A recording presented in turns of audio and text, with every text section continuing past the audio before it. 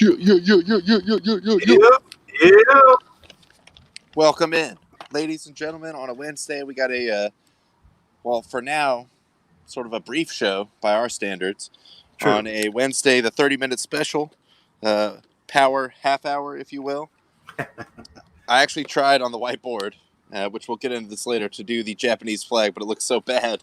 I'm sorry, people of Japan. It's actually offensive. It's what that is. Don't judge me based on this. We'll get into that in a second. I mean, no disrespect at all. But thank you guys for joining us. I saw Jaime in the tailgate earlier. Tailgating. Shout out. Yep. Get there early and, get a couple pops in, hang out in the parking lot. There you go. We are going to bring the hot fire to you guys. So as much as we can in 30 minutes or 25 minutes. But thank you, Jaime, as always. Tyler, how you doing this evening? Doing good, man. Just coming off the ending of a really, really weird basketball game. I'm sure we'll get into that the next couple minutes here. But other than that, doing good. How are you? Doing well. Didn't have a chance to. My usual, Wednesday routine is to go out and partake of one of the local municipal golf courses or even a driving range. But had to get new tires put on the car today and just sort of running around doing some errands. But overall, productive day. Yeah, and also got to see the end of said game, which we will dive into just momentarily. Give me 1 second here to fire up the little banner here. Yep. But yeah, we are referring to, of course, the game that Lexi just ended maybe half hour before we jumped on the air, which was the game 2 of the Bucks and the Heat going on in the Eastern Conference semifinals. Excuse me, ending in. I'm sure what will be some controversial facts that will be discussed for the next few days. But that's not the only crazy ending we had. Of course, last night we had the we had Game 7 of the Utah Jazz Denver Nuggets, which was also a pretty. It was a weird game throughout, and then just a wild last 13 seconds to yeah, I thought honestly, I was watching it for a lot of the first half, and the Jazz were just really not hitting shots. In particular, Mitchell, he had 7 points at halftime, which, I mean, if you've been keeping up with the series, he's putting up 50-point games. Yeah. Definitely off the pace for him. But just a little. All of a sudden, I see it, as we're getting into the fourth quarter, I see it just glancing at another TV, and it's tied. I was like, what happened here? It's a miraculous comeback. And then got to see, the last, 6 or 7 minutes of the game. And just a wild sequence there. Kind of a questionable, I would say, inbounds play at half court for the Jazz, but they still got a shot off and missed. Actually, Denver had a run out, which I know Tyler and I were talking before the show. Maybe just pull it out. Don't go for the basket there. Yeah. But it also seemed like, a bunny layup that didn't go in. And with about, I want to say 4 or 5 seconds left, the Jazz got the ball back, ran down the court, and just barely, kind of like that old toilet ball, just in the rim and went out. And, Mitchell was obviously upset after the game.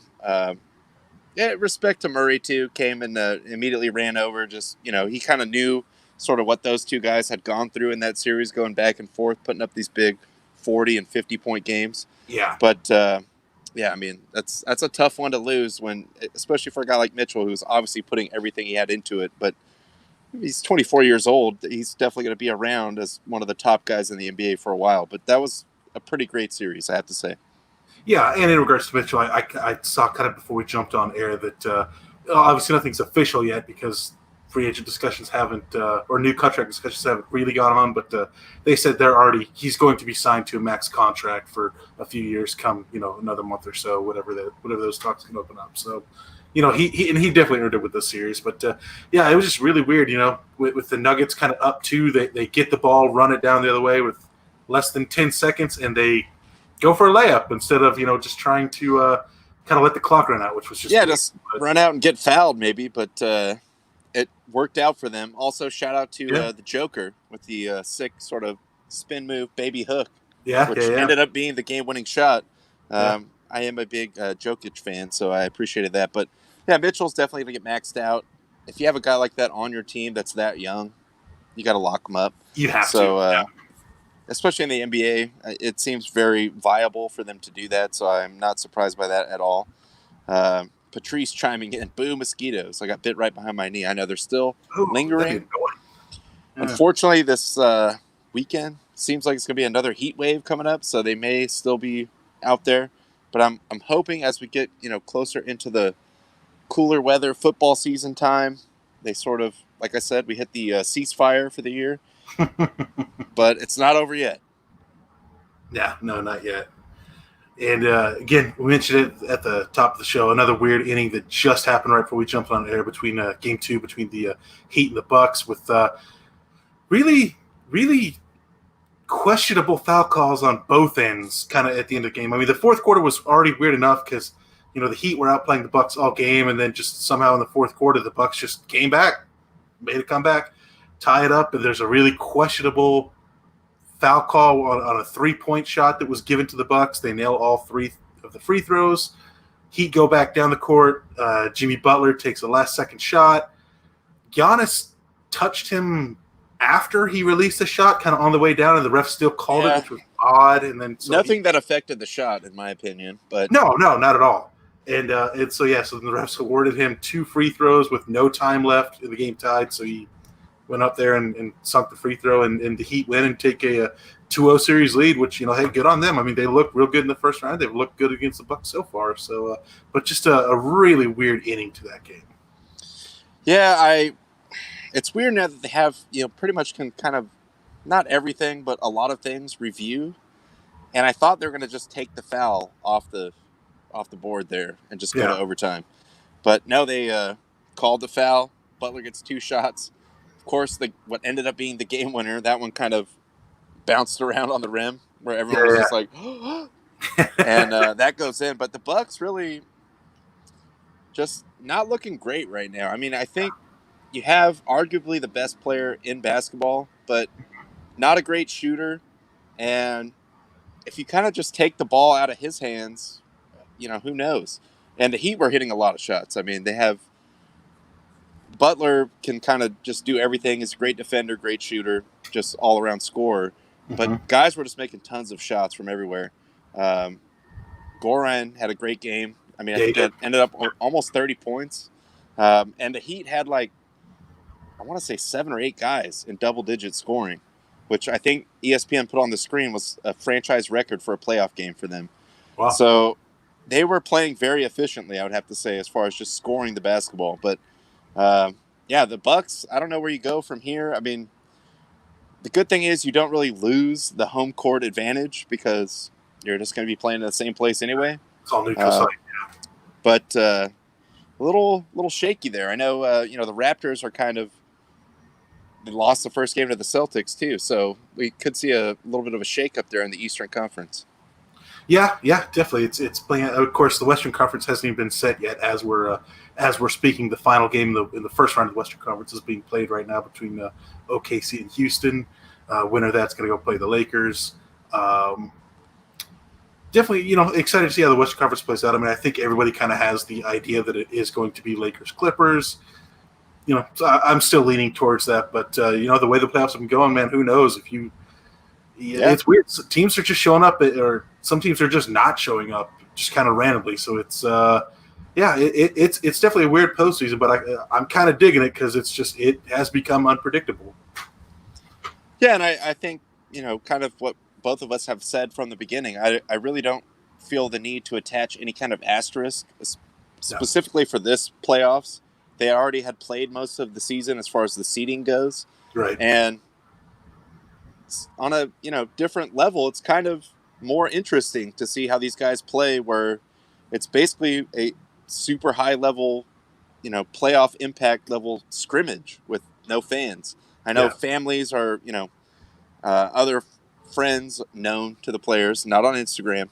They made that very clear. No thoughts allowed. So yeah, exactly. So there will be, some additional viewers there in person, but nothing simulating an actual crowd of an NBA playoff game. But I think the competition has just been really good. Mm-hmm. And I still, kind of interested to see what happens to the Lakers too with this layoff. I mean, we have Game 7 here going on, so immediately following the conclusion of this program, not now. Go back and watch that. That's right. We'll be hoping to catch that, but don't preempt us for that. It's still going to be going. It's fine. Ronnie, you kind of teased something here at the start of the show with your not great drawing of a particular country's flag here. So what? Kind of clue the people in on what we got going here. So first of all, I have to say I'm sorry. It was a regrettable whiteboard mistake on my part. To the great people of Japan, a very hardworking, industrious, and modern first world country. But Bo, actually, our great benefactor as the CEO of the Quarantine Network, pointed this out to us about a week and a half ago. This is the international subscribership, if you will. Let me take the banner off the board so you can see our boys down there. So, as you see, well represented across the globe. Yeah. Japan, I just want you guys to know that you have not been forsaken, and we see you. Have decided to pick up the mantle and be the Japanese sports show of record on TQN. Absolutely. Whatever you need, whether it's baseball. Actually, let me get a closer zoom in there. So all 16 of you in Japan. Hey, we see you. We appreciate it. A nation of, I don't know, probably like 50 million people. A lot of people. But a lot of people. We're there for you, Japan. Great baseball tradition. Yeah. Soccer, probably better than MLS or equal to. Yeah. Big golf culture there, and obviously wrestling. So everything kind of lines up, with our MO here on the show. So we are going to be representing Japan in all of these sports that we can keep track of. Like I said, including NPB, we have the J League, and of course, New Japan Pro Wrestling. My guy, Tetsuya Naito, my guy. I love the PNG. I love the PNG because he's just kind of right there in between both of us. Just floating around, yeah. No, it's good. My guy, Tetsuya Naito, the current leader of Los Ingobernables de Japón, the 3-time IWGP Heavyweight Champion. My guy. This guy's solid. I'm poking him. He's solid. I'm surprised he hasn't just turned around and hauled off and smacked me in the face. He's too tranquilo for that. He ain't. Nah, it's all good. No, Japan, we are here for you, and we will be courting all 16 of you subscribers. Tell your friends, tell your family. Let's get that number up to. Tell complete strangers. Maybe 32. Let's shoot for a double up. Let's see go for a double up. We're throwing down the challenge, Japan. Let's see you respond. Real quick, let's also swerve back over to the comments. R.I.P. Tom Seaver, rest in power. Yep. Nick chiming in, of course. Suck at mosquitoes. I mean, you know where I stand on that. Patrice backed me up. And have a couple more comments from Jaime. Was the Butler who did it, basketball or Clue? Can't call it. Classic sports headline. And yes, obviously jumping right in on the New Japan Pro Wrestling talk. There we go. Yep. Destino. But to point out another comment that Jaime left. Of course, this just happened a few hours ago. It was announced the passing of Mets legend Tom Seaver. This guy just absolutely legendary Hall of Famer. 3-time Cy Young, 12-time All-Star, over 300 wins, over 3,500 strikeouts. I think I saw his career ERA was like 2.86, which is insane. Ridiculous. Insane for 1 year, let alone for a 19-year career. And also, I didn't know this. He's a Central Valley boy. He's from Fresno. Central Valley. We put the I need to get the green V as a PNG also, so I can throw it up on the screen. Yeah, but only people from the Valley will get that. Well, if you ain't feeling it, then damn it, it ain't for you. It ain't for you. But actually, speaking of baseball, there was a couple of things I wanted to touch on. Was this news kind of came out a couple days ago here. Is legendary Dodgers broadcaster Vin Scully is now on Twitter and Instagram, which love you, Vin. Everybody loves you, but Twitter, like Vin, you're kind of you're too sweet. You're too wholesome for Twitter. You're too pure for Twitter. Don't go there. It's a bad place. Twitter's just a cesspool of just horrible thoughts. So little worried about that. But you know what, Vin, you do what you want to do. You can do whatever you want to do, as far as I'm concerned. I'm assuming there's some kind of buffer or social media manager in between There is. Vin and actually seeing what goes on there. Yeah, Thank there God. is. But I mean, does anyone really have anything bad to say about Vince Scully? Come on. If you do, we got problems. If Yeah. you have anything bad to say about him, we got problems. But another thing that I want to point out was last night's game, the San Francisco Giants, who of all the teams in MLB this year, these are the ones I would not have guessed would have done this. Put up 23 runs on 27 hits against the Colorado Rockies last night. Pretty bizarre. And, obviously the reaction that I was hearing on the radio today as I was running around doing errands, everyone bashes Tatis for swinging at that 0-3 pitch. But yet the Giants just keep piling on the Rockies. I mean, everything weird that can't happen will happen. Sure. In Denver. But still, I mean, I'm not in favor of any kind of mercy rule. You're there to do a job. Yep. If they hang 23 runs and especially 27 hits on you, what are you doing? Yeah, actually, I think I did see the Giants scored in every inning except for the ninth, and that's when the Rockies had a catcher pitching, which of course did make me think of all the great Dodgers, Dodgers position players / pitchers. Skip Schumacher, Robin Ventura, of course Russell Martin, who I think had 4 appearances without giving a run last year.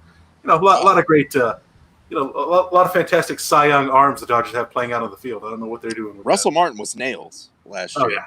But I was there for at least one of the infamous Robin Ventura games against the Angels. Yeah, that was like 8 or 10 of us all went to that game. Obviously, this was a long time ago. When the Angels could beat the shit out of the Dodgers. I mean, R.I.P. Angels. Sorry, but yeah. I do remember distinctly watching that from the right field upper reserve section. Yep. And them throwing up on the board. Every pitch was 76 off speed. Off speed. But you just know it's like that's as hard as this fool could throw right now. Like he's gassing it. That was the game I jokingly called Robin Ventura pitching, because I remember before the 9th inning I leaned over to Jeff, good friend of the show, Jeff Elms, and Dodgers were down 15-1 at that point in time. Something it was well out of hand. Yeah. And I just jokingly said they're going to send Ventura out to pitch this inning, and we see Ventura, who had been playing third base. He walks past the third baseline, and I was like, oh, okay. All right.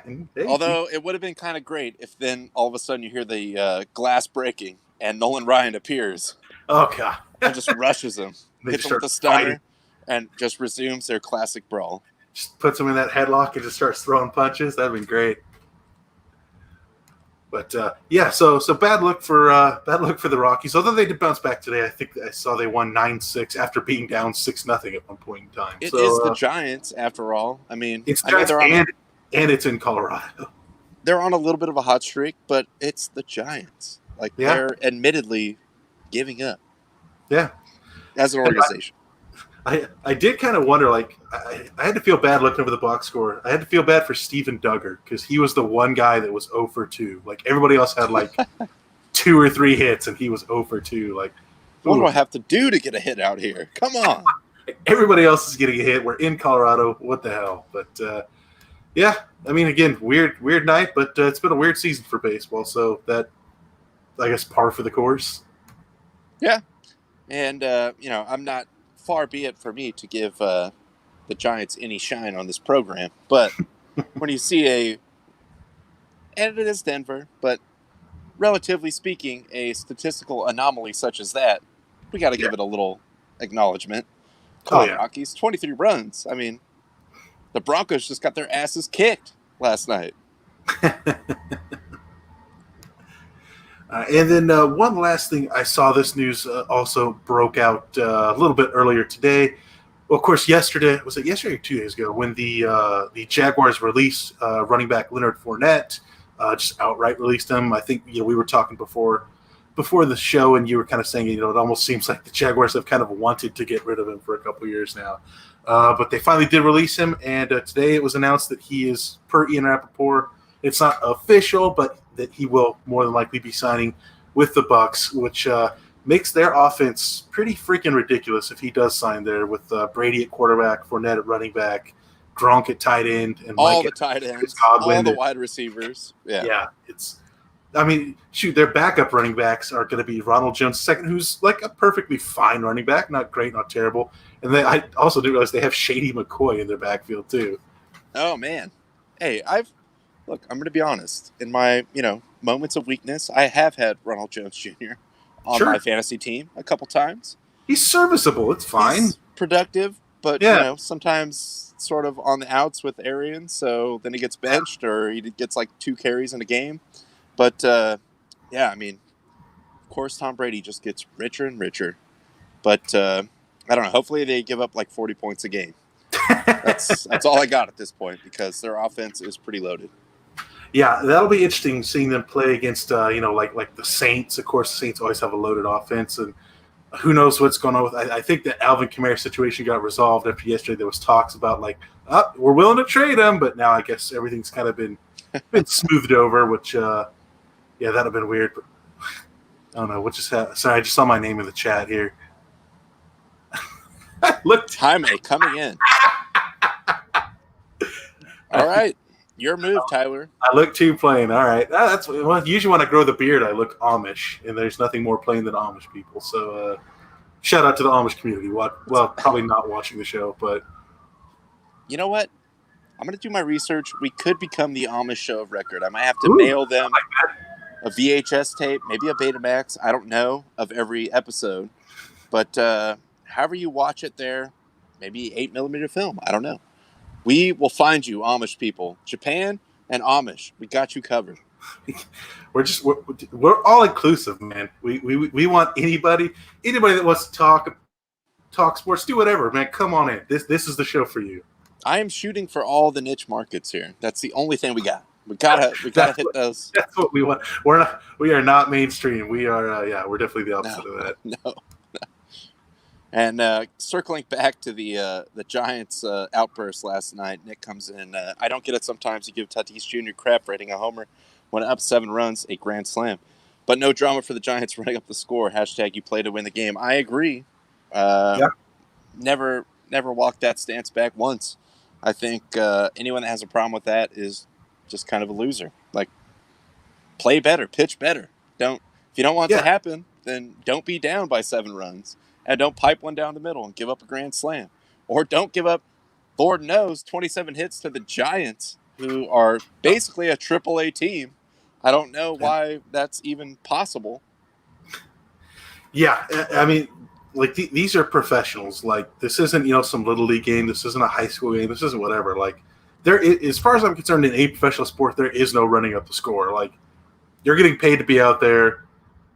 Play better. Like, that's straight up all there is to it. Like, so you're not some little kid that maybe just doesn't have the skill, whatever. Like, no, you're a professional. Play better. Like, it's not even like the college football thing where it's we should just tack on a couple more touchdowns on this rollover team. There's no. It's just like we just beat the crap out of you, and you couldn't do anything about it. But we're all getting paid a lot of money to do this, so. Yeah. Why would we stop? Yeah, I don't know. That whole argument's ridiculous. Actually, I'm glad you did just mention college football. As the big college football fans that we are, there actually will be NCAA football on TV tomorrow night. We do have 2 games, two big time rivalries, 2 prestigious games. Of course, fired up to start the season. At 5:00, we have Central Arkansas at UAB, the old Blazers, University of Alabama at Birmingham. And then at 6:00 I believe it's on the CBS Sports Channel, is South Alabama versus Southern Miss, so that'll be good. There's going to be a few games on kind of throughout the day. Saturday, none of the real big teams are playing. I think on Monday. Oh yeah, Monday's Labor Day, which usually that in the past has always been like the Miami-Florida State game, but this year it's BYU and Navy, I believe, are playing on Monday. Which I'll watch it, sure. And then next weekend is kind of when the teams that. The conferences that are playing are, going to start really getting into it. I don't know if you saw Oklahoma. Oklahoma is putting their game on pay-per-view against, I think it was like Southeast Missouri State for $60. So you get to pay $60 to watch that game. I'm sure that'll do really well for them. Worth it? Totally worth it. But again, the internet, you can find it. It's there. It's out there. Not hard to find. I'm not going to, go into detail there, but entertainment purposes only, as you know. But if you want to watch it, you can. It's there. I think that's all I had, Ronnie. Do you have anything else before we get out of here tonight? No, that's all I had. Thank you guys for joining us again. Thank you, Japan. Thank you, Japan. Thank you to all the Amish people out there. Yes. We will seek out whatever your favorite sporting-esque event is. Well, I don't it's know. Bowling. You've seen Kingpin. It's bowling. Oh, that's right. All right. So we will pick up on the bowling research and bowling talk, and we will court you as well. But again, I'm going to have to send this to you on film or, some other kind of way. But we are here for you, Amish people and Japan. Thank you, guys. We're going to max this out. We're going to go super big. We want to double up our Japan subscribers on TQN. That's right. Yeah, we got 32 as the goal, Japan. We're calling you out. 32. But other than that, guys, stick around here on the Core T Network. We got Anti-Bev coming up right about now. Join us again on Friday. We'll be here with a full-hour show. You guys know the drill. As always, keep the fire. Keep the fire. As a buzzer.